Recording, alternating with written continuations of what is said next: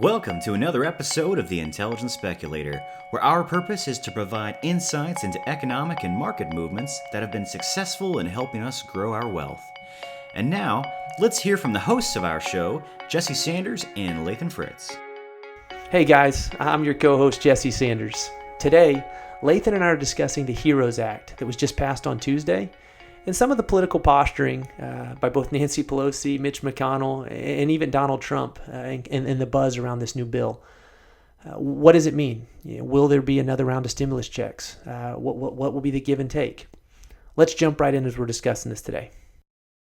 Hey Lathan, how you doing today? Hey Jess, I'm doing swimmingly. What's up with you, my man? There we go. Man, all is well here. Topic I wanted to jump into, all the buzz and news around this HEROES Act that was passed on Tuesday, coming out of the House. There's been a lot of speculation as to what's to come of this. So wanted to kind of get your initial take on the HEROES Act. Is it indeed DOA, as Mitch McConnell was saying, dead upon arrival? What are your thoughts about the HEROES Act? Yeah, I mean, it's, I would say in many ways it's, the Speaker of the House, Nanci Pelosi, pulling a Donald.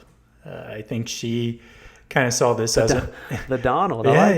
She's pulling the Donald. She saw this as an opportunity to kind of, as we are in a crisis, to put all kinds of goodies in this bill and then call it the HEROES Act.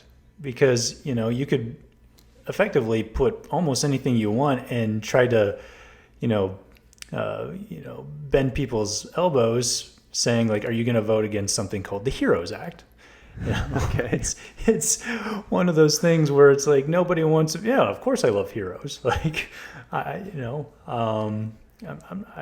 would I do that? But, when you get down to what was in it, there was a lot of what many would consider, very liberal, progressive kind of prominent programs that they wanted to implement aggressively in this CARES Act. And yes, there was a lot of it that was going to frontline heroes and offering some more additional relief to, people and businesses who were, struggling with debt or struggling with unemployment and stuff like that.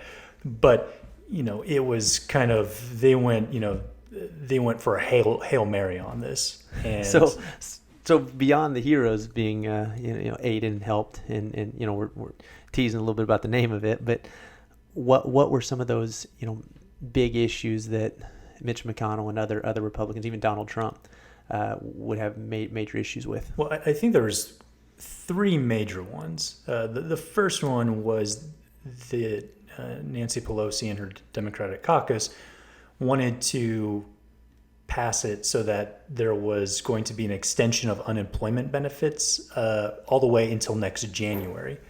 So really someone could potentially sit at home and collect a fairly decent paycheck for almost a year, which obviously the Republican caucus was, having big issues with, because what you don't want to do is compete with, you don't want unemployment competing with jobs, because, naturally, what is a person going to do? If you get money to stay at home, and it's pretty good money with the current program, or do you want to go work at a job where you'll get paid the same or maybe even potentially less? Like, it's... You have a lot of people that are incentivized to sit home and watch Netflix. Exactly, yeah. Or, even take advantage of it and, collect unemployment, and then they can, 1099 themselves for some kind of contract work. Okay, so you still double dip. You become the maintenance guy on a house flip or any kind of service based work that you don't have to be an employee for. You could double dip a little cash over here and then still get the unemployment. Oh, exactly. As your steady income. Mm-hmm, exactly. So it's just one of those things where that was the major one where, as Mitch McConnell said, this bill's dead on arrival when it hits the Senate. And then the second big problem that the Republican caucus had was you had a significant portion of funds going to undocumented immigrants and their families, and if they had children.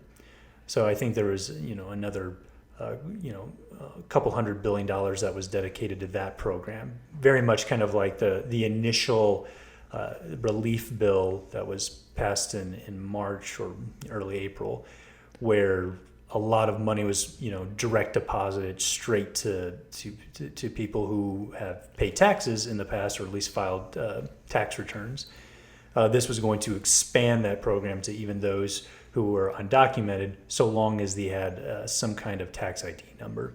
And so, yeah, so it's similar to what we had with the CARES Act. HEROES Act doubles down on that. One thing I noticed is it also exceeds the amount of the dependents. So instead of just $500 per child, you could get up to $1,200 per child. So with a max of 3, so you could get a total of $6,000 per family would be the max each family could get. So it not only was it repeating, but adding to some of those I guess maximum amounts that could be taken. Exactly. So grossly extending the program of people who could collect the funds. And then kind of like the third one was and this maybe not as much pushback, but there's still going to be a significant reduction of it, but up to a $10,000 forgiveness for people who have student loans and are considered distressed borrowers. Which one? Ding, ding, ding. Yeah. You listen to the previous podcast. We talked about debt forgiveness. So an attempt at some of that. Mm-hmm. So I think that, there's an initial attempt to, basically they're kind of like, we have the student debt problem. Our students aren't developing skills in college that are going to pay off this debt. So let's be realistic about this situation and pay it off here. And that was one of the things that, Nanci Pelosi and the Democrat caucus put into this act. And so all that to say is this thing, it just it goes to show you, and the Democrats aren't alone in excessive spending. It's just they're a little bit more aggressive in it than the Republicans are. And it's coming to the head where, before we would talk about, millions in dollars of relief. And then, a decade ago, it was billions of dollars of relief for financial stress situations. Now we're talking about trillions of dollars in relief in these bills that our leaders and politicians are trying to pass. And it's going to crazy town. This is not sustainable. And Mitch McConnell says it's dead on arrival. But here's the thing, let's be real. They're going to come up with a $1.5 to $2 trillion bill that is very similar to what's going on. That was kind of leading into one of my next questions. Does it, when it's dead on arrival, does that mean, hey, back to square one and craft something new for us? Or, okay, now negotiations begin. Is it similar to when we're a little kid and you want the new bike, so you ask for the 20 other toys that are way nicer and way more expensive because you want the bike. Exactly. It's the same kind of concept. Yes, exactly. So it is. It's going to be going into a negotiation phase here. And what we're going to be looking at is, the Senate's going to kick it back and, the offer to $3 trillion. And to be real, Nanci Pelosi was trying to kind of, feed some fodder to her base, saying, look what I'm trying to do. I'm trying to help all these people and, extend all these additional benefits. So she might not even thought it was realistic. There's some political posturing. Look who I'm looking out for. Yeah, exactly. So she knew Mitch McConnell wasn't going to take this, but she wanted to kind of feed some fodder to her base, and at the same time ask high. You can always go lower, can't go higher. So okay. She threw everything together. And here's the thing, negotiations are going to continue. Because they're as far as the politicians are concerned, they are like, we have an election in November. We need people feeling better about their lives than what they are right now. And so there will be another bill that is passed with everyone trying to be reelected. And, like I said, it's probably going to be, instead of $3 trillion, it's going to be in the $2 trillion range. So we're going to shave $1 trillion off there somewhere. But, it's going to be a temporary spending thing. And again, they're projecting, we're going to have a deficit of just a government deficit. We're not talking about government debt. We're just saying a deficit spending of this year of over $3 trillion, which has obviously never happened before, or ever happened in this country based on a percentage of GDP. And put that into perspective, Lathan. What would that, what does that look? If the $3 trillion is the most ever, what's been number two, or what's a comparative? Someone who's not tracking the national deficit on a year-by-year basis. So World War II on a percentage basis was one of our bigger deficit times that we spent, and it was because we were at war with the for sure producing tanks and bombers, right? Yeah, exactly. And because a lot of our economy was moved towards defense spending, it wasn't put towards like the productive areas of the economy, like stuff that was actually producing goods and services. So we had reduced taxes. We were putting it more towards the war effort, and so we were running actually fairly high deficits during World War II. But we're not in a war. We're not fighting international enemies or on the brink of survival.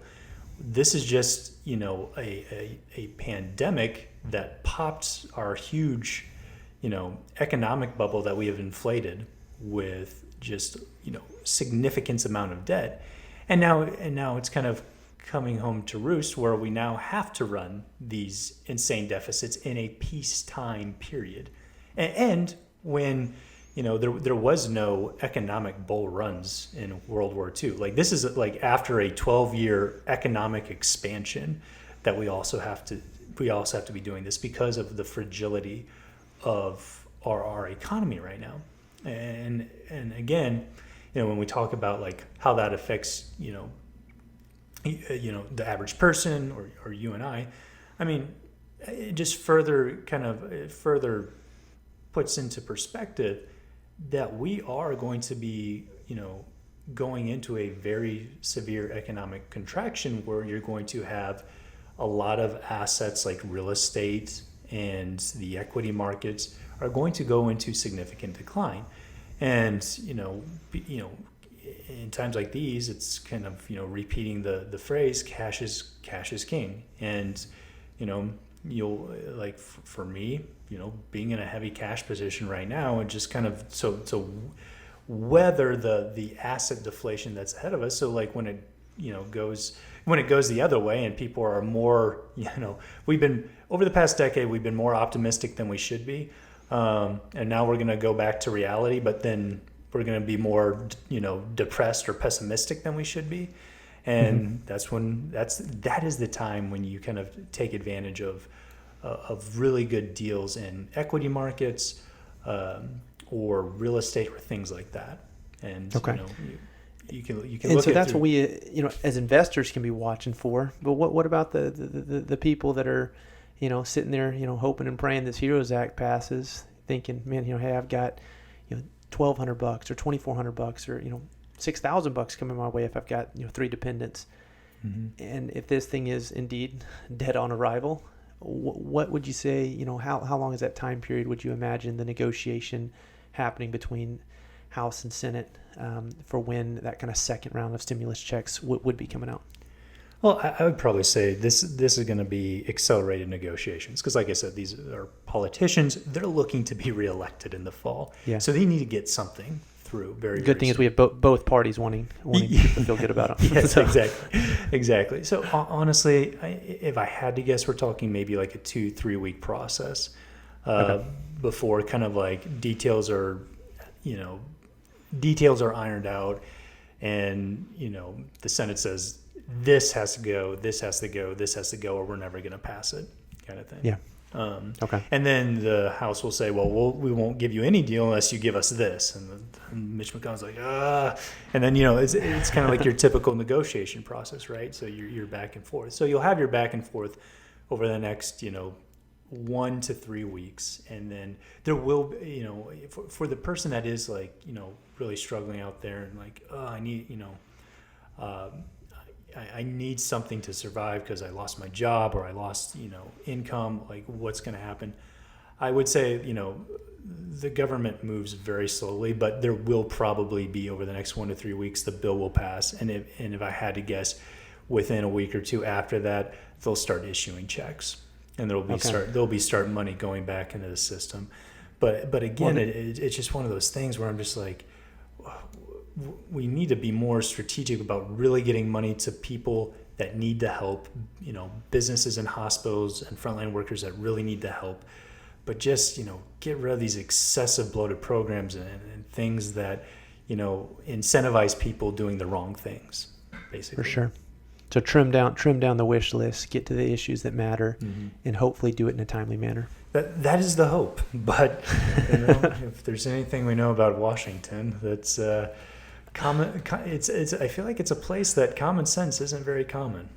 I feel you. Well, man, it'll be interesting to monitor this in the coming days and weeks, and I'm anticipating we'll be talking again on this soon as more of these things start to develop. So appreciate the time, man. Look forward to talking again here soon. Same here, my man. Take it easy. Thank you for listening to this interview with Lathan Fritz and Jesse Sanders.